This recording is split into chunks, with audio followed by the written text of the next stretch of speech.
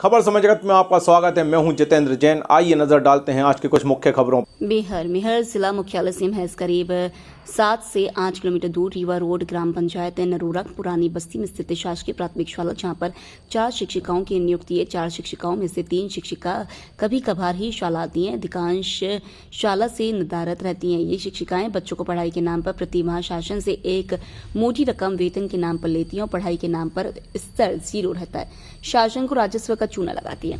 नरोरा सरपंच व नरोरा ग्राम पंचायत के वासियों का कहना है कि शाला का कोई टाइम टेबल नहीं है। शाला में मात्र 20 बच्चों का एडमिशन, लेकिन इस शाला में मात्र 5 से 7 बच्चे मुश्किल से आते हैं। ये शिक्षिकाएं शाला में विगत कई वर्षों से अंगद की तरह पैर जमा कर बैठी हुई हैं। ये इतनी रसूखदार हैं, ग्रामीण और सरपंच के विरोध करने के बावजूद कहती हैं, जहां जाकर शिकायत करना हो शिकायत कर दो, हमारा कुछ नहीं होना है।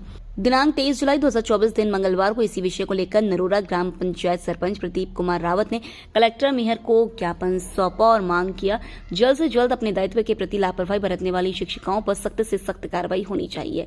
शिक्षिकाओं के नाम शाला प्रभारी अनीता द्विवेदी, पति स्वर्गीय प्रभुदयाल द्विवेदी, रोहिणी त्रिपाठी, पति ब्रजेश वल्लभाचार्य, सुमन मौर्य, पति राम नरेश मौर्य, आशा विश्वकर्मा, पति अशोक कुमार विश्वकर्मा वर्जन, प्रदीप सिंह डीआरसीसी। इन शिक्षिकाओं की अनियमितताओं, घोर लापरवाही की शाला में अनुपस्थित रहने की पूर्व में भी शिकायत मिली है। निश्चित ही कार्रवाई की जाएगी, कारण बताओ नोटिस जारी किया जाएगा। 3 मैडम थी, वो कहाँ पे आज छुट्टी में है, क्या है? सब देखिए, एक तो आप उस दिन बात की मैडम से, वो कहीं 1 हफ्ते में बाद आऊंगी। हाँ। वो 1 हफ्ते बाद आई, 10 देखी रजिस्टर ये आवेदन धर गई है, हम सूचित नहीं है, हम नहीं जानी हूँ कहाँ रजिस्टर देखी, या फिर से आवेदन उनके 1-2 हफ्ते तीसरे हफ्ते तक यही क्रम चल रहा। नहीं तो ये आवेदन दे किसको रही है? ये कौन? अनीता द्विवेदी? हाँ। ये इनका क्या है? ये हेडमास्टर है? कौन हेडमास्टर? तो हेडमास्टर होके एक जूनियर इनका आवेदन वहाँ स्वीकृत होगा। हाँ, सीएल वहाँ देना चाहिए, तो यहाँ पे है। यहाँ हम लोग उनको दे सकते हैं, लेकिन वो वहाँ दे दिया। ये जुलाई में आपसे बोली ना, ये देखिए जुलाई में पूरे दस्तखत बनाए।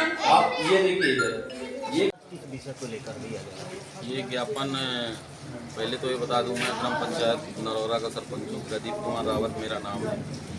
इस ज्ञापन को मैं जिस पर्पज़ से दिया हूँ वो विद्यालय का मुद्दा है। मेरे ग्राम पंचायत में विगत 15-16 सालों से प्राथमिक पाठशाला चलाया जा रहा है। उसमें 4 शिक्षिकाएँ हैं और उनका आने जाने का कोई टाइम टेबल नहीं है। और क्या है कि बच्चों की जो उपस्थिति थी वो धीरे धीरे निरंतर आज एकदम 0 हो गई है। उनके रजिस्टर पे 20-30 बच्चे तो मेंशन है, पर 3-4 आते हैं, वो भी आंगनवाड़ी से ले लेते हैं। उनके आने जाने का टाइम सही ना होने के कारण आज जो पुरानी बस्ती नरोरा के बच्चे थे वो नई बस्ती नरोरा पढ़ने जाते हैं NS 30 क्रॉस करके। कल को कोई अपनी घटना अगर उन बच्चों के साथ हो जाए तो उसका जिम्मेदार फिर तो स्वयं सरपंच ही होगा, क्योंकि गांव की जनता तो सरपंच के ऊपर ही उंगली उठाएगी कि आपकी कमी के कारण और आपके कसौटी ना करने के कारण ऐसा हुआ। तो मैं यहाँ पे जिला मैयर कलेक्टर मैडम के पास यही ज्ञापन देने आया था कि इन 4 शिक्षिकाओं को प्राथमिक पाठशाला नरोरा से हटाकर कहीं और भेजा जाए और उनकी जगह कोई नया शिक्षक रखा जाए, ताकि विद्यालय की स्थिति सुधर सके और बच्चों के मतलब भविष्य जो है वो अंधकार में ना रहे, वो पढ़ लिख सके। क्योंकि वो गरीब के बच्चे, इनके बच्चे तो प्राइवेट स्कूल में पढ़ते हैं, तो इनको कोई दिक्कत और परेशानी है ही नहीं। और जो जनता के टैक्स से इनको सैलरी मिलती है 50-60 हज़ार रुपये, ये तो हराम का मिलता है। ये तो कभी आती जाती है नहीं। मैंने भी कई बार अपने पंचायत भवन में बुला के मैंने इनको समझाया कि आप ऐसा करिए कि निरंतर स्कूल आइए और टाइम से आप विद्यालय खोलिए। मेरा आपका कोई व्यक्तिगत विरोध नहीं है। तो मुझे धमकियों पे धमकियाँ मिलती थी कि हम आपको देख लेंगे मैयर में, आप आइए, हम देखते हैं क्या कर लेंगे। कि कौन क्या कर लेगा हमारा। बस इन्हीं सब मुद्दों को लेकर मैं कलेक्टर मैडम के यहाँ ज्ञापन लेने आया था, क्योंकि मैं 2 सालों से उनको प्रेम पूर्वक समझा रहा हूँ, पर उनको मेरी बात समझ में नहीं आ रही। ज्ञापन दिए हैं, ज्ञापन में क्या आश्वासन दिया गया? ज्ञापन में मेरे को यह आश्वासन दिया गया है कि 2-3 दिन के अंदर इनके ऊपर एक उचित कार्रवाई की जाएगी। क्या नाम है आपका? जी, मेरा नाम प्रदीप कुमार रावत है और मैं ग्राम पंचायत नरोरा का सरपंच हूँ। आपके पंचायत में ये लाचार व्यवस्था है, तो आप इस व्यवस्था के विषय में क्या कहना चाहेंगे? आज हम शासकीय प्राथमिक शाला नरौरा में हैं, आप भी खड़े हुए हैं। पूर्व में भी खबरें चल चुकी हैं, निर्णय नहीं मिला, कारण क्या है? इस विषय पे आप क्या कहना चाहेंगे? क्या है, इस विद्यालय की व्यवस्था आज कुछ सालों से नहीं, बहुत सालों से, ये 15-20 साल हो गए। ये जो आप अपनी ये विद्यालय शासकीय प्राथमिक पाठशाला, इसमें क्या है कि 4 शिक्षिकाएँ हैं, चारों में महिलाएँ। ये 15-20 साल से क्या है, ये निरंतर क्लास में नहीं आती है। बाकी डेली की अटेंडेंस धीरे धीरे क्या है कि इनके टाइम से ना आने के कारण इस स्कूल में बच्चों का जो स्तर है धीरे धीरे एकदम गिर गया है। आज मुश्किल से 4 मैडमों के बीच में 5-6 बच्चे हैं और बाकी बच्चे यहाँ से नई बस्ती नरौरा जाते हैं पढ़ने, हाईवे को क्रॉस करके। मैंने 2-3 बार मीडिया के जरिए सरकार को भी और प्रशासन को भी चेताने की कोशिश की है कि इस लाचार व्यवस्था में सुधार किया जाए।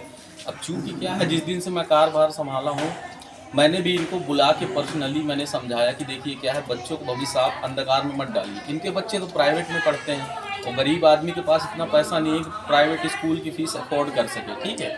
तो मैं ये कहता हूँ कि जब आपको सरकार सैलरी देती है और किसी जनता के टैक्स का पैसा है जिससे आपको सैलरी मिलती है, इतने 60-70 हज़ार रुपये इनकी तनख्वाह है, उसके बाद भी इनका अपने घर के कामों से ही फुर्सत नहीं मिलती है, तो अब बच्चों को कब पढ़ाएंगे? इनके बच्चों का तो भविष्य ब्राइट है, उसमें कोई दिक्कत नहीं है, तो इनके बच्चे प्राइवेट स्कूल में जाते हैं, गरीबों के बच्चे मरे।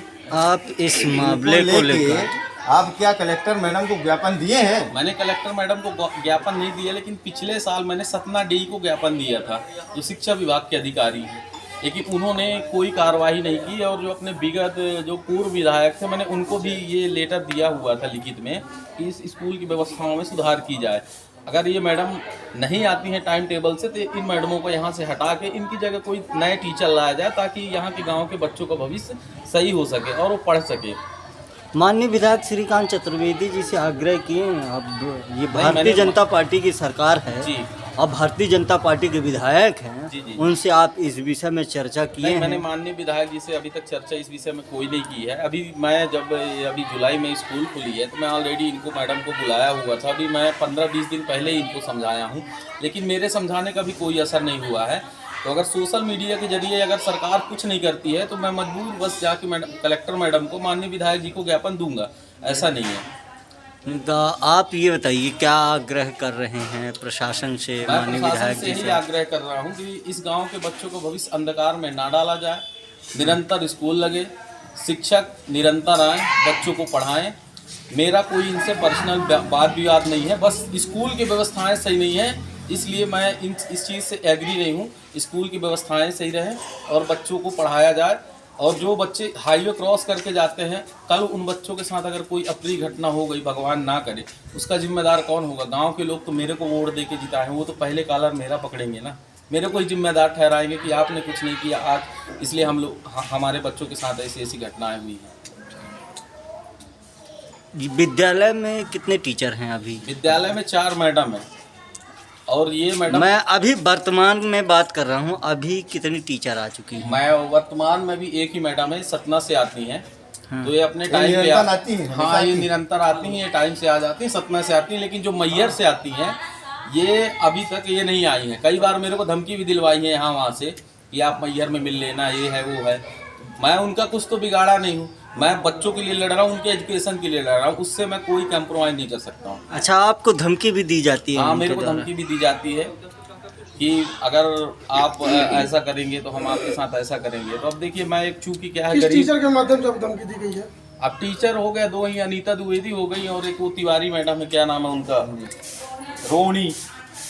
इन लोगों के माध्यम से रोहिणी त्रिपाठी, हाँ, इन लोगों के माध्यम से धमकी दी जाती है। और एक निवेदन और करता हूं मैं प्रशासन से कि इनकी डिग्रियां चेक की जाए, इनका एजुकेशन चेक किया जाए, क्योंकि मेरे को जहां तक पता है कि इनका एजुकेशन उस तरह का नहीं है कि ये बच्चों को पढ़ा सके। तो इनका एजुकेशन चेक किया जाए और हम भी रहेंगे, विद्यालय में भी आके चेक कर सकते हैं। अगर ये नहीं है सही, इनको हटाया जाए। मैं तो नहीं चाहता कि इनको इस विद्यालय में रखा जाए, इनको कहीं और ट्रांसफ़र किया जाए, इनको निलंबित किया जाए। मैं बस यही चाहता हूँ। क्या है कि 15-20 साल से ये बिल्कुल, अब गांव वाले क्या है, अपना शांति प्रिय गाँव है, कोई विशेष कुछ बोलता नहीं है। कई बार आके बोले, उनको भी धमकी मिलती है। अब चूंकि महिला है, मैं ज़्यादा विशेष बोल नहीं सकता हूँ। कल मेरे आपके विद्यालय में कितने बच्चे हैं अभी तत्काल? 22 बच्चे दर्ज हैं। आज अभी तो जो है कितने बच्चे हैं? 8 बच्चे हैं। अच्छा, 8 बच्चे हैं। हाँ। आप क्या निरंतर आती हैं? जी। आपके इस शाला में कितने टीचर्स हैं? 4। यहाँ के हेड कौन टीचर में? अनीता द्विवेदी। तो कितने दिन से नहीं आई है? अब मैं क्या बता दूँ, अब सरपंच साहब खुद ही बता दिए हैं। अब चलिए ठीक है ना, अब उनको पूरी जानकारी रहती है, अब मैं क्या बता, वो देखते हैं यहाँ वो। क्लिप में बनाऊंगा ना मैं। मेहर से खबर समित जगत के लिए प्रकाश सोनी की report. For latest news, subscribe to our channel and press the bell icon.